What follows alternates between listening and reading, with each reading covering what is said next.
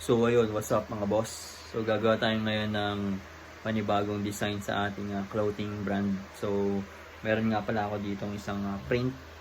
Ah, Tapos meron tayong design.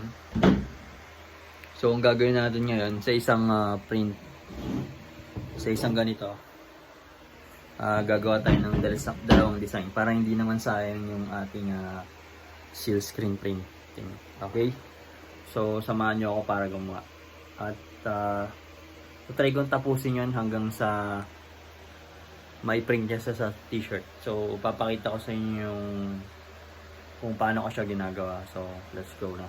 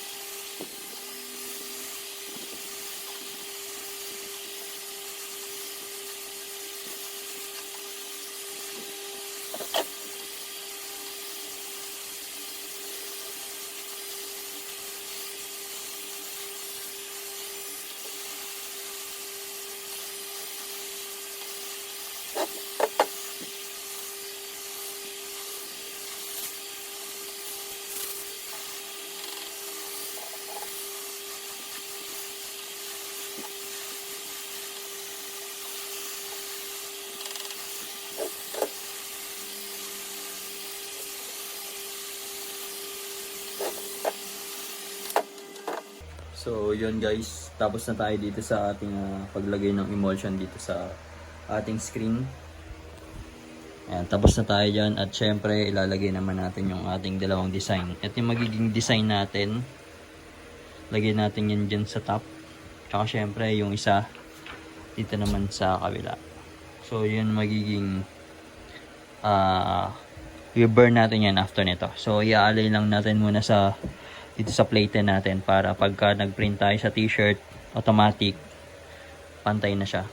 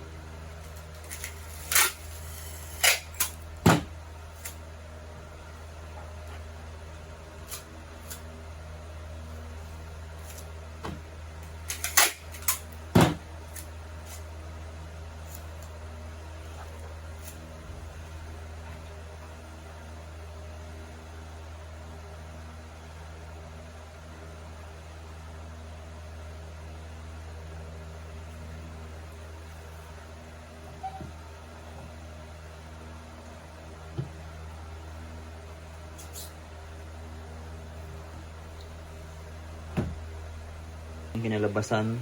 So inalign lang natin sa gitna para pagka sinalang natin dito sa ating plate 10, gitna na siya. Kasi baburn na siya natin siya dito guys.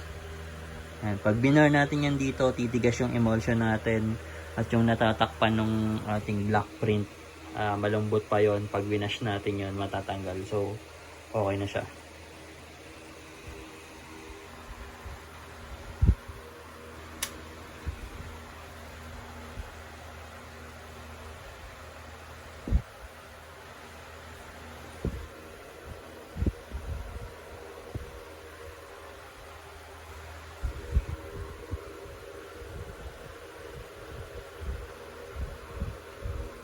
hindi. Kung makatipid mag-motor Stock is good.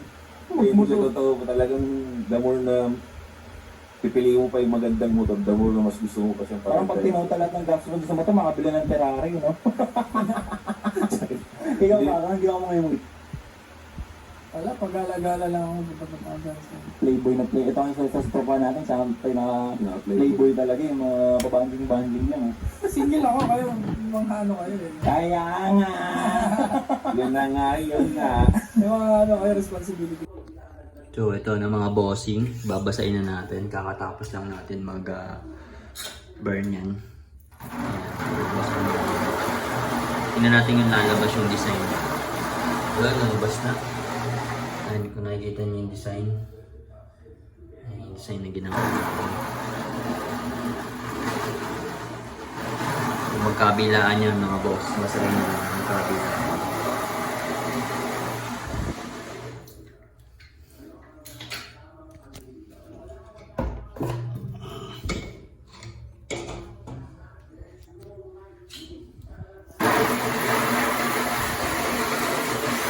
Kung tama ang naging procedure nyo, lalabas yan. Kung mali, wash out lahat ng mga emulsion. Ayan, natira yung mga ano, ayan, natira yung sa block. Dahil hindi siya na tumigas eh.